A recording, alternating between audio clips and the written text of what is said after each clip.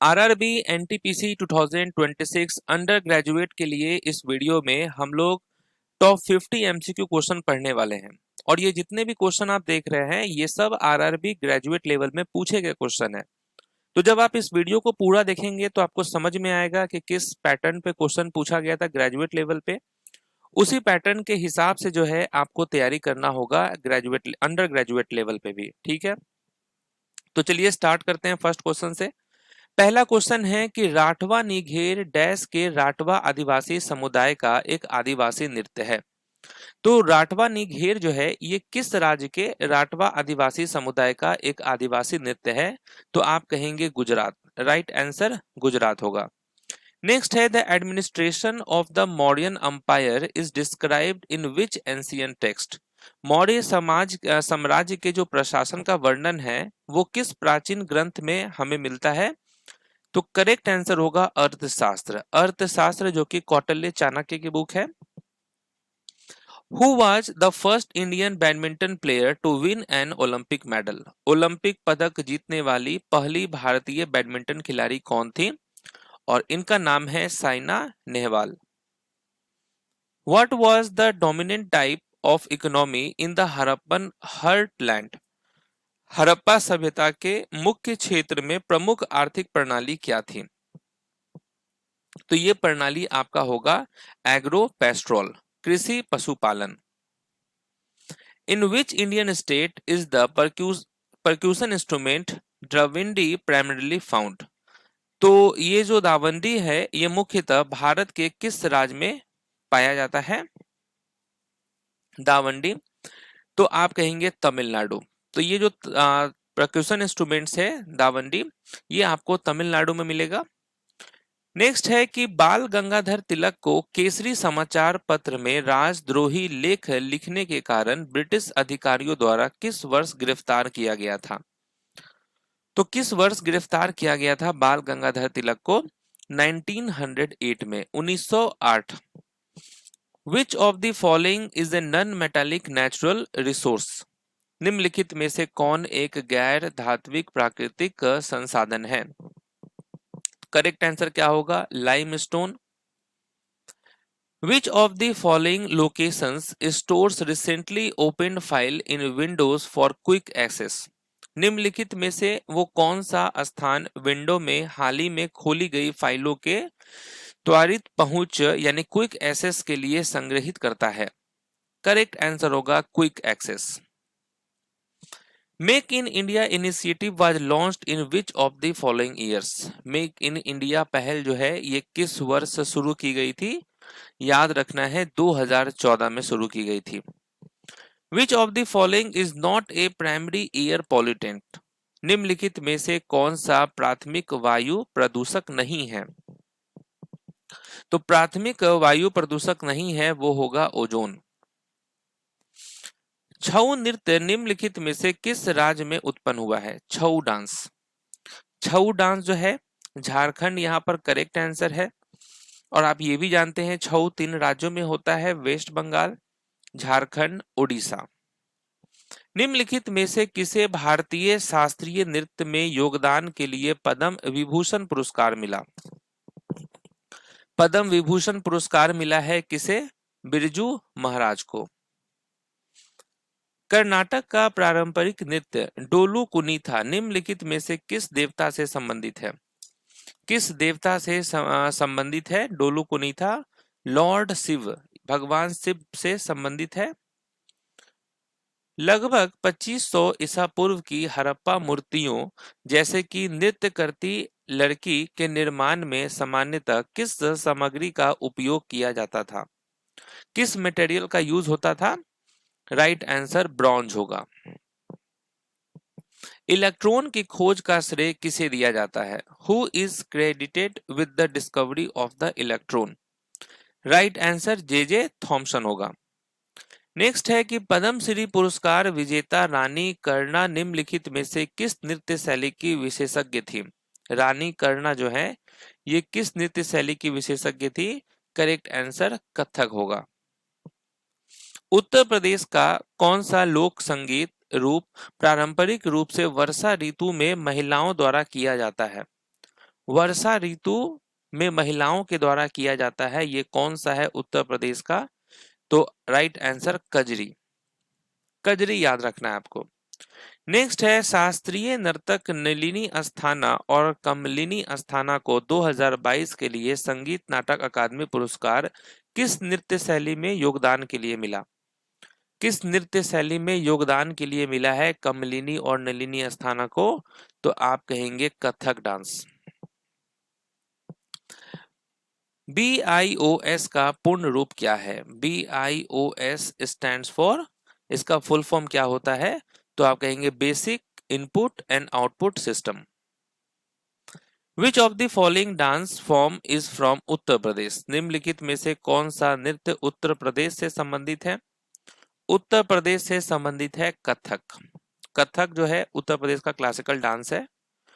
Through which constitutional amendment were the fundamental duties incorporated into the constitution?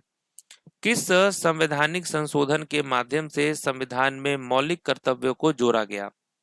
तो आप कहेंगे 42nd amendment act 1976।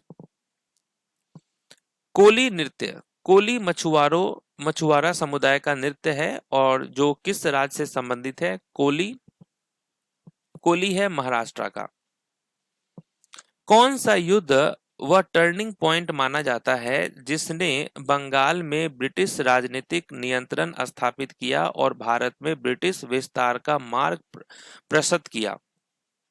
तो आप क्या कहेंगे? कौन सा वो युद्ध है? Battle of Plassey. मैलियट्टम एक पारंपरिक धार्मिक नृत्य है जिसे महिला नर्तकियों द्वारा केरल और डैश में किया जाता है। मैलियट्टम जो है ये केरल और किस राज्य में किया जाता है? तमिलनाडु में। निम्नलिखित में से किसने हिंद महासागर में पुर्तगाली नौसैनिक शक्ति को मजबूत करने के लिए ब्लू वाटर पॉलिसी लागू की? किसने जो है ब्लू वाटर पॉलिसी लागू की? तो इनका नाम है फ्रांसिस्को डी अल्मेडा। छत्तीसगढ़ के राउत नाचा नृत्य के माध्यम से हिंदू धर्म के किस पहलू को दर्शाया जाता है? हिंदू धर्म के किस पहलू को दर्शाया जाता है? तो आप कहेंगे मेमोरीज ऑफ लॉर्ड कृष्णा, भगवान कृष्ण की स्मृतियां।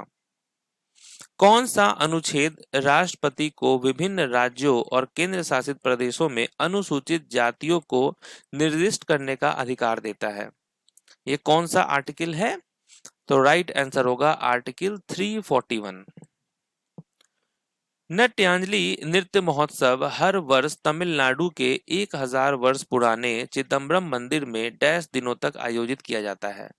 तो कितने दिनों तक ये आयोजित होता है? तो आप कहेंगे 5 दिनों तक आयोजित किया जाता है ये।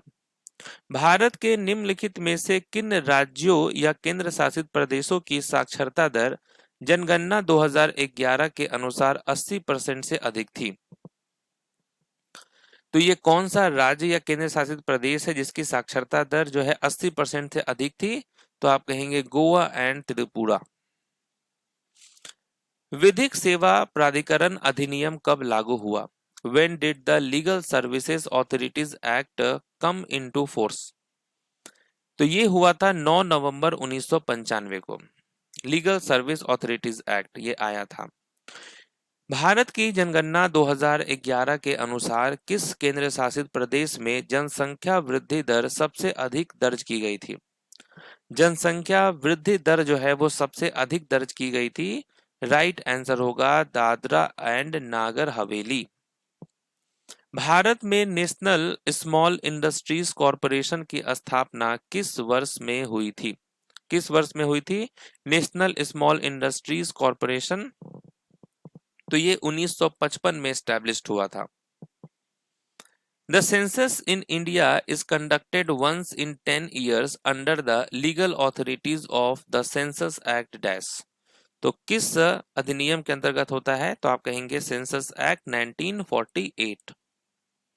संविधान के उल्लंघन के कारण राष्ट्रपति के महाभियोग का प्रस्ताव डैश द्वारा लगाया जा सकता है? आर्टिकल 61 में है इम्पीचमेंट ऑफ प्रेसिडेंट, और ये जो है हमने यूएसए के संविधान से लिया है इम्पीचमेंट।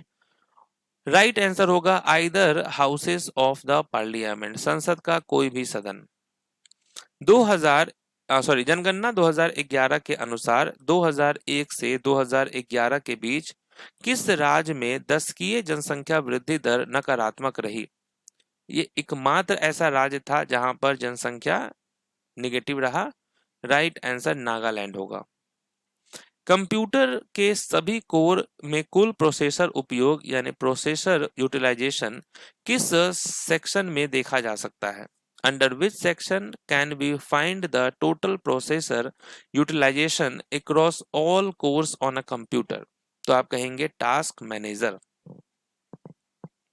जनगणना 2011 के अनुसार निम्नलिखित में से कौन सा राज्य सबसे कम जनसंख्या घनत्व वाला है? सबसे कम जनसंख्या घनत्व वाला है अरुणाचल प्रदेश। नागपुर बुक फेस्टिवल 2025 कहां आयोजित होने वाला था? ठीक है, कहां पे हुआ है नागपुर बुक फेस्टिवल 2025? तो आप कहेंगे रेसिमबाग मैदान, Reshimbagh ground. Pune book festival 2025 कहां आयोजित हुआ? Pune book fair 2025 took place और ये हुआ था Fergusson college ground. The founder of the Chol Empire, Vijayalaya, was the feudatory of which of the following South Indian powers? Chola साम्राज्य के संस्थापक विजयालय निम्नलिखित में से किस दक्षिण भारतीय शक्ति के सामंत थे? Right answer Pallava. निम्नलिखित में से किस राज्य में बोडो कछारी समुदाय द्वारा अप्रैल माह में बैसागु उत्सव मनाया जाता है?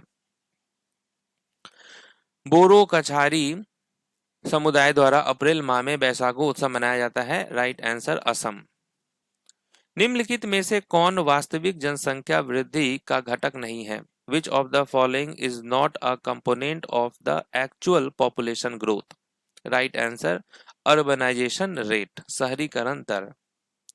कौन सा उत्तर भारतीय मेला जो हर 12 वर्ष में आयोजित होता है प्रयागराज में एक प्रमुख हिंदू तीर्थ आयोजन है? राइट आंसर होगा कुंभ मेला।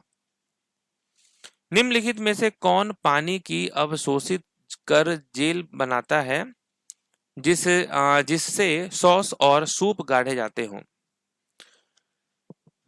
नहीं, क्वेश्चन ये पूछा गया निम्नलिखित में से कौन पानी को अवशोषित कर जेल बनाता है जिससे सॉस और सूप गाढ़े हो जाते हैं?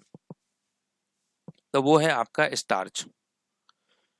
The acid present in the atmosphere of Venus is? शुक्र ग्रह के वायुमंडल में उपस्थित अम्ल कौन सा है? वो है H2SO4। भारतीय संविधान की 7वीं अनुसूची की संघ सूची में निम्नलिखित में से कौन से विषय शामिल हैं? Which of the following subjects are included in the Union list under the 7th schedule of the Indian Constitution? तो आप कहेंगे defence, foreign affairs and citizenship. दिसंबर 2025 तक ऑनलाइन बाल सुरक्षा पहल को लागू करने के लिए मुख्य रूप से कौन सा मंत्रालय जिम्मेदार था? कौन सा मंत्रालय जिम्मेदार था? Right answer ministry of electronics and information technology. Next है poverty and un British rule in India. ये जो पुस्तक है जिसमें ब्रिटिश आधिकारिक स्रोतों से भारत की आर्थिक निकासी को समझाया गया है, ये किसके द्वारा लिखी गई है? दादा भाई नौरोजी के द्वारा। मौद्रिक नीति का मुख्य उद्देश्य डैश है? The primary objective of the monetary policy is? वो है आपका to maintain price stability. Dash or Dance of Enchantress is a solo dance performed primarily by women in the state of Kerala. Dash या मोहिनी का नृत्य केरल राज्य में मुख्यतः महिलाओं द्वारा किया जाने वाला एकल नृत्य है। तो आप कहेंगे मोहिनी अट्टम। तो यहाँ देखिए आपको समझ में आया होगा कि आरआरबी जो ग्रेजुएट लेवल का एग्जाम हुआ था उसमें किस तरीके से और किन किन टॉपिक से पूछा गया था।